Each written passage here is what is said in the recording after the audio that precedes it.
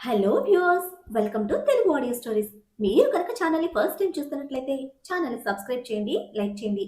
అలానే కథపై మీ విలువైన ఒపీనియన్ని కామెంట్ రూపంలో తెలియచేయండి. ఇక కథలోకి వెళ్దామా? వీడియో చూస్తున్న అందరూ కింద కనిపిస్తున్న హైప్ ఆప్షన్ యొక్క వీడియోని ఎంకరేజ్ చేయండి. కార్తీక్ ఖుషి వైపు చూస్తూ, సరే, మీ డాడీతో ఫోన్లో మాట్లాడిస్తాను, కానీ నువ్వు నేను చెప్పిన పని చేస్తేనే అని అంటాడు. కార్తీక్ ఫోన్లో వాళ్ళ డాడీతో మాట్లాడిస్తాను అని అనేసరికి ఖుషి సంబరంగా ఏం చేయాలి అని అడిగితే కార్తీక్ సైడ్ స్మైల్ తో చూస్తాడు ఖుషి వైపు సైలెంట్ గా. 2 నిమిషాలైనా కార్తీక్ మాట్లాడకుండా సైలెంట్ గా ఉండేసరికి ఖుషి కార్తీక్ కళ్ళలోకి చూస్తూ, రావణ్, ఏం చేయాలో చెప్పండి అని అంటుంది ఎక్సైటెడ్ గా. వాళ్ళ డాడీతో మాట్లాడాలి నేను. కార్తీక్ ఒక్క నిమిషం ఖుషి కళ్ళలోకి చూసి, హోఫ్, ఏది నా కోసం ఎప్పుడు ఇంతలా ఎదురు చూడాలి అని అనుకుంటూ గట్టిగా ఊపిరి పీల్చుకొని వదిలి, ఏం చెప్పినా చేస్తావా అని అడుగుతాడు. ఖుషి ఒక్క క్షణం ఆలోచించి, హా, ఖచ్చితంగా చేస్తాను, నేను మా డాడీతో మాట్లాడాలి అని అంటే కార్తీక్ ఫోన్ చేతిలోకి తీసుకుని ఖుషి వైపు సూటిగా చూస్తూ, నువ్వు ఫోన్ ఇక్కడే మాట్లాడాలి, ఇంకా ఫోన్ స్పీకర్లో ఉంటుంది. నా గురించి నువ్వు అస్సలు మాట్లాడకూడదు. మీ డాడీ అడిగినా సరే నా గురించి ఏమీ చెప్పకూడదు. అంతేకాదు, సౌర్య గురించి కానీ మీ మమ్మీ గురించి కానీ మాట్లాడకూడదు. జస్ట్ వాళ్ళు ఎలా ఉన్నారు అని అడుగు, ఓకే? అంతేకాని వాళ్ళు నీతో ఉన్నారని అనకూడదు. కాదు కూడదు అని చెప్తే ఇంకెప్పుడు మీ డాడీతో మాట్లాడలేము. జస్ట్ 5 minutes మాత్రమే మాట్లాడాలి. నీకు ఈ కండిషన్స్ ఓకే అంటే చెప్పు, అప్పుడు చెప్తాను నువ్వు ఏం చేయాలో అని అంటాడు. ఖుషి బుగ్గ మీద వేలు పెట్టుకుని ఆలోచిస్తూ, సరే కానీ 10 నిమిషాలు మాట్లాడతాను ప్లీజ్ అని కార్తీక్ గెడ్డం పట్టుకుని బతిమలాడుతుంది. నో, జస్ట్ 5 minutes అంతే అని అంటే ఖుషి కార్తీక్ బుగ్గ మీద ముద్దు పెట్టి మళ్ళీ గెడ్డం పట్టుకుని, ప్లీజ్ ప్లీజ్, మళ్ళీ నేను 1 month వరకు డాడీతో మాట్లాడాలి అని అడుగును అని అంటుంది ప్రతిమలాడుతూ. సరే అయితే జస్ట్ 10 minutes అంతే, మళ్ళీ నువ్వు అన్నట్టే 1 month వరకు అడగకూడదు అని అంటాడు. ఖుషి 1 month వరకు మళ్ళీ డాడీతో మాట్లాడను అని బాధగా అనుకున్నా, ఇప్పుడు మాట్లాడతాను కదా అని అనుకుని, సరే, ఏం చేయాలో చెప్పండి అని అడుగుతుంది. కార్తీక్ ఖుషి కళ్ళలోకి సూటిగా చూస్తూ, మనం చిన్న గేమ్ ఆడుకుందాం, షూట్ ద టార్గెట్ అనే గేమ్. నువ్వు నేను చూపించిన టార్గెట్ ని కరెక్ట్ గా షూట్ చేయాలి అని అంటాడు. ఖుషి పాప బాగా ఆలోచించి, బెలూన్లు షూట్ చేసే గేమ్ బాగుంటుంది అని అనుకుని మనుషుల తలలో తన టార్గెట్ అని తెలియక ఓకే అని అంటుంది బ్రైట్ గా నవ్వుతూ. కార్తీక్ సైడ్ స్మైల్ తో ఖుషిని చూసి ప్రతాప్ కి కాల్ చేస్తాడు ప్రైవేట్ నెంబర్ నుంచి. ప్రతాప్ పొద్దున్నే లేచి ఫ్రెష్ అయ్యి కిందకి వచ్చేసరికి అప్పుడే రాజేష్, అవినాష్ వస్తారు. ముగ్గురు హాల్లో కూర్చొని మేడ్ ఇచ్చిన కాఫీ తాగుతూ మాట్లాడుకుంటారు. రాజేష్ వర్మ ప్రతాప్ తో, ఎందుకు ఆకాష్ మీద అటాక్ వద్దన్నావు అని అడిగితే ప్రతాప్ కాఫీ సిప్ చేసి రాజేష్ వైపు చూస్తూ, ఎప్పుడు కాదు, కరెక్ట్ గా పెళ్లి రోజు ఆ ఆకాష్ ని చంపేయండి. ఎప్పుడనుకో జస్ట్ ఎంగేజ్మెంట్, అది కూడా జస్ట్ ఫ్యామిలీ వరకు మాత్రమే చేశారు, కానీ పెళ్లి గ్రాండ్ గా చేస్తారు, అందరినీ పిలుస్తారు. అమ్మాయి పీటల మీద ఉన్నప్పుడు ఆకాష్ ని చంపేస్తే అప్పుడు పెళ్లి ఆగిపోయి ఆ అమ్మాయి జీవితం ఏమైపోతుందని ఆలోచిస్తారు. అప్పుడు అవినాష్ తో పెళ్లి జరిగేలా చేద్దాం. పీటల మీద పెళ్లి ఆగిపోవడం ఇష్టం లేక అప్పుడు ఖచ్చితంగా ఒప్పుకుంటారు. అదే ఇప్పుడైతే ప్రేమించిన వాడు పోయాడని ఆ అమ్మాయి డిప్రెషన్ లో ఉంది, బాధలో ఉంది, కొన్ని రోజులు పెళ్లి గురించి మాట్లాడాలని అనుకోవడం లేదని అంటారు. అందుకే వద్దు అన్నాను అని తన ప్లాన్ చెప్తాడు ప్రతాప్. రాజేష్ 2 నిమిషాలు ఆలోచించి, నువ్వు చెప్పింది కరెక్ట్, అలాగే చేద్దాం అని అంటే అవినాష్ వీళ్ళు మాట్లాడుకునేది వింటూ అక్కడే పనిచేస్తున్న ఒక అమ్మాయి వైపు చూస్తూ ఉంటాడు కళ్ళతోనే తినేసేలా. అప్పుడే ప్రతాప్ ఫోన్ రింగ్ అవ్వడంతో ప్రతాప్ ఫోన్ చూసి ప్రైవేట్ నెంబర్ నుంచి అవడంతో కొంచెం కంగారుగానే కాల్ అటెండ్ చేసి, హలో అని అనేలోపు అటువైపు నుంచి ఖుషి పాప డాడీ అని గట్టిగా అరుస్తుంది. ప్రతాప్ ఒకసారి ఫోన్ వైపు చూసి రాజేష్, అవినాష్ వైపు చూస్తూ ఫోన్ స్పీకర్ లో పెట్టేసి, హలో అని అంటే, డాడీ ఎలా ఉన్నారు మీరు అని అడుగుతుంది ఖుషి ఎక్సైటెడ్ గా. ప్రతాప్ బాధ నటిస్తూ, నువ్వు లేవు కదా తల్లి, అందుకే అంతగా బాలేను. ఇంతకీ నువ్వెక్కడున్నావురా అని అడుగుతాడు. కనీసం ఎలా ఉన్నావని కూడా అడగకుండా ఎక్కడుందో తెలుసుకుని వచ్చి ఆస్తి రాయించుకోవాలి అని ఆలోచిస్తూ, ఖుషి అదేం పట్టించుకోకుండా, నువ్వు బాగానే ఉన్నావు కదా డాడీ, హెల్త్ బాగానే ఉంటుంది కదా, ఎక్కువగా తిరగకు అని చెప్తూ ఉంటే ప్రతాప్ ఇరిటేట్ అవుతున్నా అది తెలియనివ్వకుండా బాధ నటిస్తూ, నువ్వెక్కడున్నావు తల్లి, నిన్ను చూడాలనుంది అని అడిగితే ఖుషి ప్రతాప్ చెప్పిన దానికి, నేనంటే డాడీకి చాలా ప్రేమ అని అనుకుంటూ డల్గా, ఏమో డాడీ, నాకు తెలీదు ఎక్కడున్నానో అని అంటుంది. ప్రతాప్ సహనం అప్పు తెచ్చుకొని మరి, కనీసం ఏ ఊర్లో ఉన్నావో చెప్పు తల్లి, నేను కనుక్కుంటాను అని అంటే ఖుషి బాధగా పెదవి విరిచి, నాకు ఇది ఏ ఊరు అనేది తెలియదు డాడీ అని చెప్తుంది. నిజంగానే ఖుషికి తను ఏ ఊర్లో ఉంది అనేది తెలియదు కాబట్టి సిన్సియర్గా నిజమే చెప్తుంది. ప్రతాప్ తన ఫ్రస్ట్రేషన్ అతి కష్టం మీద కంట్రోల్ చేసుకుంటూ, నువ్వు బయటకు వెళ్ళుంటావు కదా, అక్కడ ఏమున్నాయో చెప్పు అని అడిగితే ఖుషి ఆలోచిస్తూ, హా, వెళ్ళాను డాడీ, మొన్న షాపింగ్కి వెళ్ళాను, బయట చాలా బాగుంది డాడీ, హా, ఆర్ఏ షాపింగ్ మాల్కి వెళ్ళాము అని అంటుంది. ప్రతాప్ వాళ్ళు ముగ్గురు ఆలోచిస్తూ ఉంటారు. ఆర్ఏ అంటే అజయ్ కృష్ణది. ఆ షాపింగ్ మాల్స్ అన్నీ చాలా చోట్లున్నాయి, ఎలా కనుక్కోవడం అని అనుకుంటూ ప్రతాప్ ఏదో అడిగే టైంకి కార్తీక్ ఖుషి చేతిలో నుంచి ఫోన్ తీసుకొని కాల్ మ్యూట్ చేసి, నీకిచ్చిన 10 మినిట్స్ అయిపోయాయి, ఇక లోపలికి వెళ్ళు అని అంటాడు కొంచెం ఫేస్ సీరియస్ గా పెట్టేసి.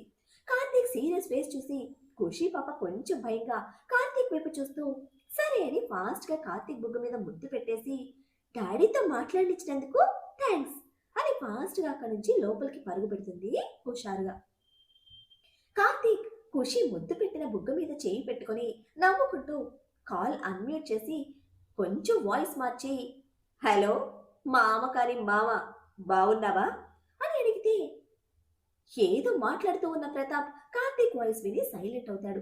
కార్తీక్ నవ్వుతూ, ఏంది మావా మాట్లాడవు, అయినా ఏం బాగుండుంటావులే, నేను పెట్టే టార్చర్తో, ఇంకా ఎవరో తెలియని అజ్ఞాత వ్యక్తి పెట్టే టార్చర్తో అని అంటే ప్రతాప్ సీరియస్ అవుతూ, రేయ్, నీకు ధైర్యం ఉంటే నా ముందుకు రారా, అంతేకాని ఇలా దొంగలా దాక్కొని నన్ను దెబ్బతీయడం కాదు, నువ్వు మగాడివైతే నా ముందుకు రారా అని అంటాడు కార్తీక్ ని రెచ్చగొడుతూ. కార్తీక్ కూల్ గా, నువ్వు రెచ్చగొడితే నేను రెచ్చిపోను మామా, అయినా దొంగ దెబ్బ తీయడం గురించి నువ్వు మాట్లాడితే దెయ్యాలు వేదాలు వల్లించినట్టుంది, నీకు బాగా అలవాటు కదా నమ్మించి దొంగ దెబ్బ తీయడం, ఇప్పుడేమో నేనేదో దొంగ దెబ్బ తీశాను అంటున్నావు, అంతేలే మామా, జాండీస్ పేషెంట్కి లోకమంతా పచ్చగా కనపడినట్టు నీకు అందరూ నీలాగే కనిపిస్తారు, కానీ నేను నీ టైప్ కాదు, దొరలాగా వచ్చే నా పెళ్ళాన్ని తీసుకొచ్చాను అందరి ముందు నుంచి అని అంటే ప్రతాప్ ఫ్రస్ట్రేట్ అవుతూ, రే, నువ్వు నా ముందుకు రారా, అప్పుడు చెప్తాను నీ సంగతి అని అరుస్తాడు ఆవేశం పట్టలేక. ఇప్పటికి చాలాసార్లే నీ ముందుకొచ్చాను మామ, కానీ నువ్వే గుర్తుపట్టలేదు, అది నా మిస్టేక్ కాదు, దమ్ముంటే నా ముందుకు రా, మగాడివైతే రానన్నావు కదా, మరి నీ దమ్ము నీ మగతనం ఏమయ్యాయి మామ, ఇంతవరకు నన్ను పట్టుకోలేకపోయారు కదా మీరు అని అంటాడు ఒక వెటకారపు నవ్వుతో. కార్తీక్ నవ్వుకు మరింత కోపం ఎక్కువయ్యి, రేయ్, నువ్వు కనిపించాలి, చంపేస్తాను నిన్ను, నా ప్లాన్ మొత్తం పాడు చేసిన నిన్ను అస్సలు వదిలిపెట్టను అని అంటాడు ప్రతాప్. కార్తీక్ గట్టిగా నవ్వుతూ, బ్యాడ్ జోక్ మామా, కానీ నవ్వొస్తోంది, ముందు పట్టుకో చూద్దాం, అయినా నీకిచ్చిన టైంలో ఇంకా 15 డేసే మిగిలింది, ఈ లోపు పట్టుకో చూద్దాం, నా పెళ్ళానికి అది ఎక్కడుందో, ఏ ఊర్లో ఉందో, ఏ రాష్ట్రంలో ఉందో, ఏ దేశంలో ఉందో కూడా దానికే తెలీదు, దాని నుంచి తెలుసుకోవాలి అనుకుంటే నీకే టైం వేస్ట్, చెప్పిన టైంలో పట్టుకోకపోతే మాత్రం చెప్పాను కదా, నీ బ్రతుకు నడి రోడ్డు మీద పెట్టేస్తాను, నువ్వు చేసిన పాపాలకు నీకు శిక్ష నీ కొడుకే వేసేలా చేస్తాను మామ, నీ కొడుకు గురించి నాకంటే బాగా నీకే తెలుసు కదా, నీ కొడుక్కి తన తల్లిని నువ్వే చంపావని తెలిస్తే చాలు నడి రోడ్డులో ఉరి తీస్తాను నిన్ను, జాగ్రత్త మామా, అది అప్పుడే బయటపడకుండా చూసుకో, అసలే నువ్వు నాకు ఉండడం కావాలి, నా పిల్లకు డైపర్లు చెడ్డీలు నువ్వే మార్చాలి కదా, మరి ఇన్ని రోజులు నా పెళ్ళాన్ని పెంచినందుకు నీకు నేను ఇస్తున్న రిటర్న్ గిఫ్ట్ ఇది, నేను పెట్టే టార్చర్ నుంచి ఎలా తప్పించుకోవాలని ఆలోచిస్తూ ప్రతిసారి నేను పెట్టే టార్చర్కి నరకాన్ని ఫీల్ అవుతూ బ్యాడ్ డ్రీమ్స్ తో సంతోషంగా ఉండు మామా, ఉంటా మరి, నా పెళ్ళాన్ని నా కోసం వెయిట్ చేస్తూ ఉంటుంది, నీతో మాట్లాడించినందుకు థ్యాంక్స్ చెప్పుకోవాలి కదా. ప్రతిరోజు bad morning with bad news. నా పెళ్ళానికి ముద్దుల మొగుణ్ణి, నీకు రావణాసురుణ్ణి. బాయ్ మామా అని కాల్ కట్ చేస్తాడు. కాల్ కట్ అవ్వగానే ప్రతాప్ ఫ్రస్ట్రేషన్తో ఫోన్ విసిరి కొట్టి, రే కార్తీక్, ఎక్కడున్నావురా నువ్వు అని అరుస్తాడు గట్టిగా. రాజేష్ ప్రతాప్ని కన్విన్స్ చేసి కూల్ చేయడంతో కొంచెం కోపం తగ్గించుకొని, రాజేష్, వాణ్ణి మాత్రం వదలరా నేను. ముందు మనం వీణ్ణి పట్టుకోవాలి. ఆ ఏర్పాట్లు చూడండి ముందు అని అంటాడు తల తిప్పి అవినాష్ కోసం చూస్తూ. ఇంకా ఎక్కడ అవినాష్ గాడు? ఎప్పుడో ప్రతాపం ఖుషితో మాట్లాడుతున్నప్పుడే పని చేస్తున్న అమ్మాయిని రూమ్లోకి తీసుకుని వెళ్ళాడు. చెత్త వెదవ. ప్రతాప్ రాజేష్ ని చూస్తూ అవినాష్ ఎక్కడ అని అడిగితే రాజేష్ చుట్టూ చూసి అవినాష్ ఎక్కడుంటాడో గెస్ చేసి, అవి గురించి మనకు తెలియందే ఉంది, కొంచెం సేపటికి వాడే వచ్చేస్తాడులే అని అంటే ప్రతాప్ కాస్త చిరాగ్గా కూర్చొని ఆలోచిస్తూ కార్తీక్ ని ఎలా పట్టుకోవాలని రాజేష్ తో డిస్కషన్ చేస్తూ ఉంటాడు. కాల్ కట్ చేసిన కార్తీక్ ప్రతాప్ రియాక్షన్ ఊహించుకొని నవ్వుకుంటూ లోపలికి వెళ్తాడు. ఖుషి పాప లేడి పిల్లల గంతులు వేస్తూ ప్రతాప్ తో మాట్లాడినట్టు చెప్తూ హుషారుగా తిరుగుతూ కబుర్లు చెప్తూ ఉంటుంది అందరికీ. ఖుషి సంతోషం చూసి కార్తీక్ పెదవుల మీద చిరునవ్వు చేరితే మళ్ళీ వెంటనే మూతి బిగించి, రాక్షసి, నా కోసం ఎప్పుడెలా సంతోషపడుతుందో అని అనుకుంటాడు. సౌర్య లోపలికి వస్తున్న కార్తీక్ ని చూస్తూ చిన్నగా పెదవులు కదిలించి, థ్యాంక్స్ అని అంటాడు ఖుషిని హ్యాపీ చేసినందుకు. కార్తీక్ చిన్న స్మైల్ ఇచ్చి, నీ కోసం కాదు, నా కోసం అని అంటాడు చిన్నగా. ఖుషి ఫాస్ట్ గా కార్తీక్ దగ్గరికి పరిగెడుతూ వచ్చి కార్తీక్ ని హక్ చేసుకుని, థ్యాంక్ యూ రావణ్ అని కార్తీక్ బుగ్గ మీద ముద్దు పెడితే కార్తీక్ ఖుషిని సైడ్ హక్ చేసుకుని, నాకేమీ నీ థ్యాంక్స్ వద్దు, నేను చెప్పినట్టు చెయ్యి చాలు అని అంటాడు. ఖుషి కార్తీక్ కి దూరం జరిగితే, గేమ్నే కదా, ఇప్పుడు ఆడుకుందామా అని అడిగితే కార్తీక్ చిన్న స్మైల్ తో, ఎప్పుడు కాదులే, రేపు మార్నింగ్ ఆడుకుందాం, నాకు ఆఫీస్కి టైం అవుతుంది, బ్రేక్ఫాస్ట్ అయ్యిందో లేదో చూడు, ఇప్పుడే వస్తాను అని పైకి రూమ్లోకి వెళ్తాడు. ఖుషి పాప హుషారుగా చిన్న పరుగుతో కిచెన్లోకి వెళ్ళి బ్రేక్ఫాస్ట్ రెడీ అయి ఉండడంతో అన్ని డైనింగ్ టేబుల్ మీద పెట్టమని చెప్పి హాల్లోకి వచ్చి అందరి వైపు చూస్తూ, బ్రేక్ఫాస్ట్ రెడీ, అందరూ రండి అని పిలుస్తుంది. అందరూ డైనింగ్ టేబుల్ దగ్గర కూర్చొని కార్తీక్ కోసం చూస్తూ ఉంటే ఒక 5 minutes కి కార్తీక్ రావడంతో ఖుషి ప్లేట్లు వడ్డించి కార్తీక్ వైపు చూస్తుంది.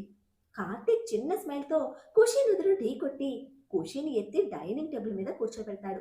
ఖుషి తాను తింటూ కార్తీక్ కి తినిపిస్తూ ఉంటే పక్కనే ఉన్న శౌర్య కార్తీక్ వైపు కొంచెం బెండ్ అయ్యి, గేమ్ ఏంటి బావా ఇంతకీ, ఎవరికి స్పాట్ ఫిక్స్ చేశావు అని అడుగుతాడు.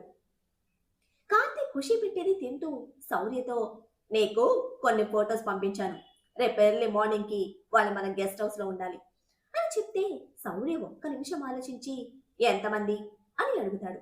కార్తీక్ సైడ్ స్మైల్ తో 4 అని అంటే శౌర్య కార్తీక్ ఒకసారి చూసి ఖుషి వైపు చూస్తూ ఆలోచిస్తూ ఒక 2 minutes కి ఒక నిర్ణయానికి వచ్చి సైడ్ స్మైల్ తో కార్తీక్ ని చూస్తాడు.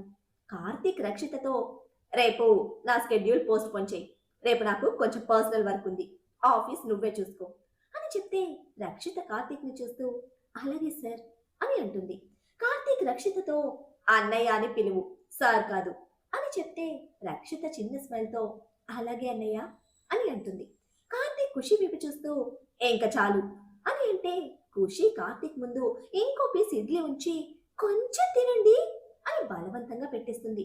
కార్తీక్ వద్దు అని అంటున్నా వినకుండా సక్సెస్ఫుల్ గా ఇంకో ఇడ్లీ తినిపించి తను తినడం కంప్లీట్ చేస్తే కార్తీక్ ఒక 10 minutes తర్వాత ఆఫీస్ కి స్టార్ట్ అవుతాడు రక్షితను తీసుకొని.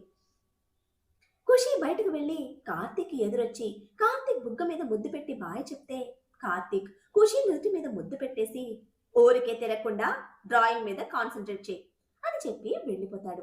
ఖుషి ప్రతాప్ తో మాట్లాడిన సంతోషంతో హుషారుగా ఇల్లంతా తిరిగేస్తూ రాజేంద్ర గారికి వజ్రం గారికి బోలెడు కబుర్లు చెప్తూ ఉంటే శౌర్య కార్తీక్ చెప్పిన పని చేయడానికి వెళ్ళిపోతాడు. ఆకాష్ వేదను తీసుకుని బయటికి వెళ్తాడు. కార్తీక్ ఆకాష్ కి ఒక 2 days లీవ్ ఇవ్వడంతో ఇద్దరు కలిసి మూవీకి వెళ్తారు.